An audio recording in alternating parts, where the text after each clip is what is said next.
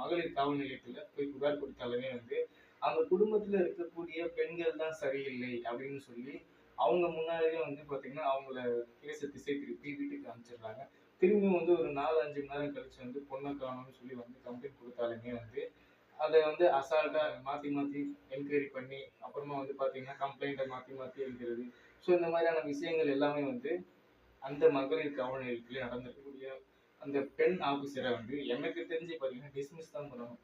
But ஆனா வந்து இவங்க வந்து பணி இடைநீக்கம் தான் செஞ்சிருக்காங்க. இன்னும் வந்து ஒரு வேலையை செய்யலைன்னா உடனே டிஸ்மிஸ் பண்ணணும். ஏன்னா வந்து அப்பதான் வந்து அந்த இடத்துக்கு நிறைய பேர் வந்து வரலையே அப்படிங்கிற ஒரு ஏக்கம் இருக்கு. சரியான பணியை வந்து செய்யணும் அப்படிங்கிற ஒரு ஆதங்கம் இருக்கு நிறைய பேருக்கு. அப்படி இருக்கக்கூடிய மத்தியில இந்த மாதிரியாக காசு வாங்கி கொண்டு இந்த மாதிரியான பண்ற வேலைகள் எல்லாமே வந்து பாத்தீங்கன்னா தேச துரோகம்னே சொல்லி ஆகணும். பெரிய பெரிய விஷயங்களை கூட நம்மளால வந்து ஃபாலோ பண்ண முடியாத ஒரு காவல் அதிகாரி ஏன் இருந்துகிட்டு என்னவா இருக்கு? அந்த பாலியல் வன்கொடுமை செஞ்சவங்க எல்லாருமே வந்து போலீஸ் பிடிச்சிட்டாங்களா? அப்படின்னா இப்ப வரைக்கும் வந்து பாத்தீங்கன்னா கண்டிப்பா கிடையாது. இதுக்கப்புறம் என்ன நடக்குது அப்படிங்கிறதையும் நம்ம பார்த்திருக்கோம். ஸோ அத பத்தி நான் சொல்றேன்.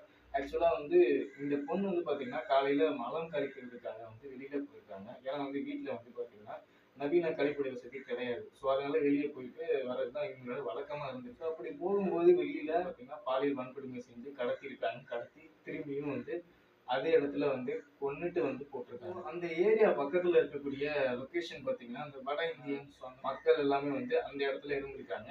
ஸோ அதுல இருந்து வந்து ஒரு 5 பேரை வந்து புடிச்சிட்டு வந்து பாத்தீங்கன்னா சந்தேகப்படக்கூடிய 5 பேரை புடிச்சிட்டு வந்து இப்போ என்கொயரி பண்ணிட்டு இருக்காங்க. நீங்க தூங்கிட்டு இருந்தாங்க. ஸோ இது எல்லாமே வந்து போலீஸ் ரொம்பவே வந்து ஸ்லோவா பண்ணதுனால இப்போ சிபிஐக்கு அந்த கேஸ் வந்து மாத்திருக்காங்க. நான் ஒரு படம் பார்த்தேன் ரீசெண்டா. ஸோ அந்த படத்தை நீங்க பாருங்களேன். ஆக்சுவல் அப்படியே இதே கேஸ் தான். என்னன்னா, அவங்களோட ஃப்ரெண்டு வந்து பார்த்தீங்கன்னா, டாக்டர் படிச்சிருக்காங்க. இவங்களும் ஒரு டாக்டர். ஹீரோ, ஹீரோயின் வந்து டாக்டர். ஸோ இதுல வந்து ஹீரோயினோட ஃப்ரெண்டும் இவங்களும் வந்து சேம். சரிங்களா? ஸோ ஹீரோனோட ஃப்ரெண்டு வந்து பார்த்தீங்கன்னா, இவங்களுக்காக வந்து வாதாடுறாங்க. ஹீரோயின் வந்து இறந்துடுறாங்க. ஹீரோயின் ஃப்ரெண்ட் ஆக்சுவலா வந்து டாக்டர். இவங்க வந்து அவங்களோட ஃப்ரெண்டு இறந்ததுனாலயே வந்து வக்கீல் படிச்சு, திரும்பியும் வந்து இந்த கேஸ நான் சால்வ் பண்றேன். இது யார் பண்ணது அப்படின்றத தன்னோட ஃப்ரெண்டுக்காக கண்டுபிடிக்கணும் அப்படின்றதுக்காக படிச்சிருக்காங்க. படிச்சு வெளியே வந்து அதை ஃபாலோ பண்ணி சிபிஐக்கு மாற்றுறதுக்கு முன்னாடி வக்கீல் எல்லாமே படிச்சு இது பண்ணி ஸோ அந்த கதை எனக்கு அப்படியே லிங்க் ஆகுதுங்க.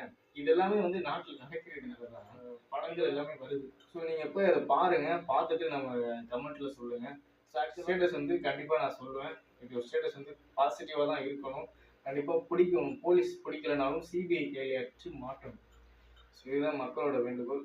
கரெக்டான ஆட்சியை கரெக்டான டைம்ல நமக்கு கையில வரும். அப்ப நம்ம பவரை காட்டணும்.